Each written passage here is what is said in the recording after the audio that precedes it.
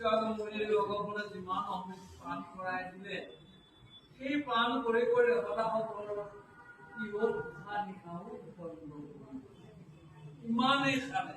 তথাপিতো আজি দেৱতাসকলে কি কৰে সেই স্থানতে একো মাত বোল দিব নোৱাৰিলেও যদিও সেই স্থানতে দেৱতাসকলে এনেদৰে আজি ভগৱানৰ কৃপাতি আজি সমস্ত দেৱতাসকলে সমস্ত